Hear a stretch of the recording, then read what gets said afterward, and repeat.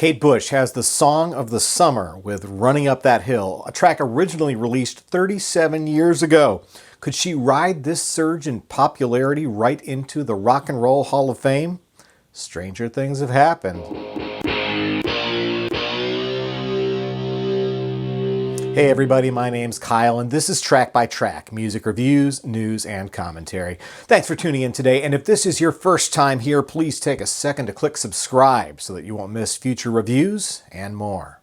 Of all of the shocking surprises to come from the fourth season of Stranger Things, perhaps none have been as buzzworthy as what the show has done for the music of Kate Bush.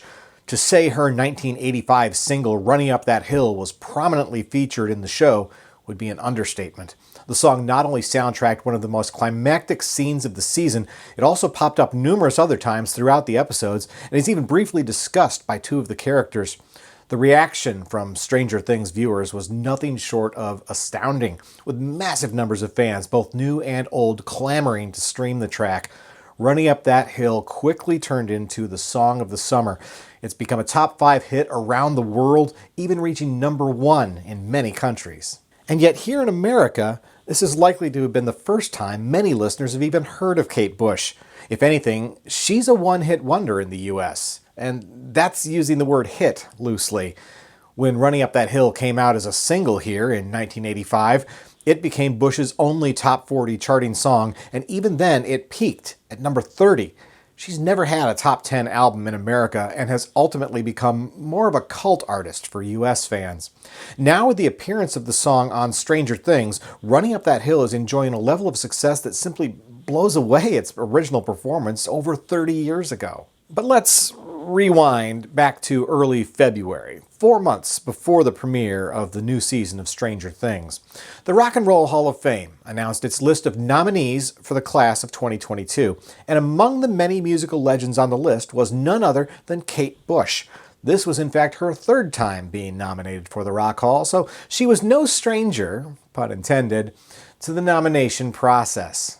As always, the fan vote began immediately with the promise that the top 5 acts would be included on the official fan ballot, which would be counted among all the official votes. Alas, Bush did not make it to the top 5, nor was her name included when the final list of inductees was announced in May. Undoubtedly, many fans were disappointed to see her get snubbed, and now for the third time. I, however, was not surprised in the least. In fact, I predicted that would be the outcome, not once, but twice. When Kate Bush was nominated for the Rock Hall in 2021, here's what I had to say about her odds of getting inducted. Kate Bush has a passionate and loyal fan base, no doubt about it, but the Rock and Roll Hall of Fame has a tendency to skew pretty strongly toward acts that have been more successful in America. In the US, many would see her as a one-hit wonder, but Bush's popularity is far greater in the UK. Consequently, I don't see her getting in this year, or possibly ever, I hate to say. Earlier this year, when Bush was nominated once again, I essentially echoed those same sentiments. The Rock and Roll Hall of Fame is an extremely American-centric organization. Do non-American acts get inducted? Of course they do. But ultimately only if their level of success in America is prominent enough to sway voters to select them on their ballots. In the case of Kate Bush, she's always been a bit of a long shot. As I mentioned earlier, she's only had one top 40 quote-unquote hit in the US out of 5 singles that have been released here over the span of her career. In the UK, however, she's had as wildly successful of a career as she has lingered in obscurity in the US. Just look at her first single from 1978 for the perfect example. Wuthering Heights practically exploded on the charts all across Europe, hitting #1 in the UK, and until now was the biggest hit of her career there. In contrast, the song didn't even crack the top 100 in America. Following that massive UK debut, Bush went on to have over 30 singles on the European music charts, 8 of them becoming top 10 hits, including Running Up That Hill, which peaked at number 3, 10 times higher than it placed in the US. Now let me be clear, I don't consider chart performance in the US, the UK, or anywhere else to be an indicator of quality or influence for that matter, but it is unquestionably an indicator of popularity. I'm perhaps a rare breed in America, being someone who bought the Kate Bush hits collection, The Whole Story, on cassette back in 1986. I've been a fan ever since. And being as how I was more of an alternative music fan back then, I took for granted the fact that most people I knew probably had no idea who Kate Bush was. And until Stranger Things Season 4, that pretty much remained the case. But let's look at how that general level of obscurity in America may also have impacted Kate Bush's chances at Rock Hall induction. She first became eligible for nomination in 2004, but her first time actually appearing on the ballot wasn't until 2018. In the fan vote that year, Bush ended up in 11th place. Then on last year's ballot, her second nomination, Bush once again came in at number 11. This year, with Kate Bush on her third nomination for the Rock Hall, the singer improved her standing by one place, ranking at number 10 for 2022. So pretty consistently, Bush has fared modestly at best when it comes to the public vote, likely the mostly American public vote. That doesn't bode very well for her chances at induction. Fan voting for this year closed at the beginning of May, just weeks before the Season 4 premiere of Stranger Things on Memorial Day weekend. We can only speculate now, of course, but can you imagine the potential impact the show could have had on the fan vote if the timing had been different? And to add insult to injury, consider this. All of the top 8 vote earners from the fan vote were selected for induction this year. Does that mean Kate Bush would have also been inducted if she'd ranked 2 places higher? Not necessarily. But what's interesting about the outcome in 2022 is how closely the results of the fan vote aligned with the way the official Rock Hall members actually voted. The official Rock Hall vote tallies are kept secret, of course, but I still think it's a positive sign that their choices seem to mirror the voting preferences of actual fans. So what about next year? Well, this is the part of the video where I may have to eat my words. In the absence of any new or significant influences related to her music, I don't think it would have been likely to have seen Kate Bush get inducted into the Rock and Roll Hall of Fame. But Stranger Things could well be a game changer. In years past, I think external influences have had an impact on the voting. New documentary films, for example, have, I believe, boosted support for acts like Tina Turner and Duran Duran.